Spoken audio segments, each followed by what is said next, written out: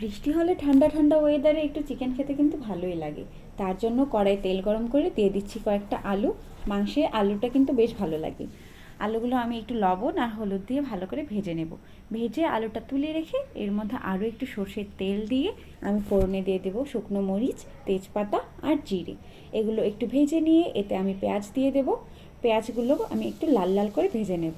এর জন্য দিয়ে দেবো সামান্য একটু লবণ, যেটা হচ্ছে পেঁয়াজ থেকে জলটা বের করে দেবে, পেঁয়াজটা খুব তাড়াতাড়ি ভাজা হয়ে যাবে।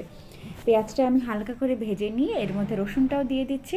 রসুনটা যদি থেতো করে দিই তাহলে আমি পেঁয়াজের সাথেই দিয়ে দিই।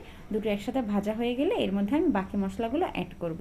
দিয়ে দিচ্ছি হলুদের গুঁড়া, মরিচের গুঁড়া, ধনিয়া গুঁড়া আর জিরে গুঁড়া আর একটু লবণ।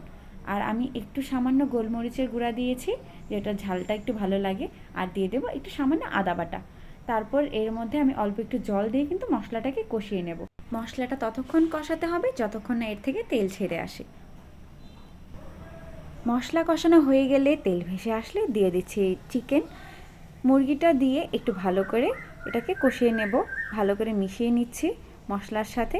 একটু মিশিয়ে নিয়ে তারপর আমি এটাকে ঢেকে দেব। প্রথমে একটু হাই ফ্লেমে রান্না করব, তারপরে গ্যাসের আঁচটা কমিয়ে দিতে হবে। প্রথমে যখন গ্যাসটা বাড়িয়ে এটাকে জ্বালানো হবে এর থেকে অনেকটা জল বেরিয়ে যাবে। সেই জলেই অনেকটা কিন্তু মাংস সেদ্ধ হয়ে যাবে। আমি কিন্তু কষানোর সময় আর এক্সট্রা করে কোনো জল দেব না। এই মুরগি থেকে যেই জলটা বের হবে সেটা দিয়ে কষানো শেষ করব। ঘরে চুই ঝাল ছিল, সেখান থেকে আমি সামান্য দিয়ে দিচ্ছি। চুই ঝাল দিলে কিন্তু মাংসটা থেকে খুবই সুন্দর একটা ঘ্রাণ বের হয় এবং মাংসটা সিদ্ধ হয়ে যায় খুব তাড়াতাড়ি। আর এটা কিন্তু খুলনার একটা বিখ্যাত খাবার। আর এর ঝালটা কিন্তু একটু অন্যরকম, যেটা বেশ ভালো লাগে খেতে।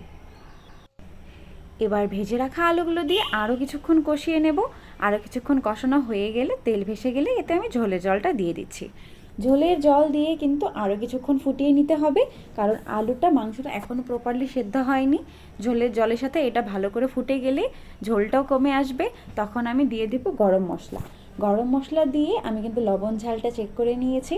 তারপর কিন্তু আমাদের চিকেন কষা একদম রেডি। এখন এটা জাস্ট গরম ভাতের সাথে সার্ভ করার পালা।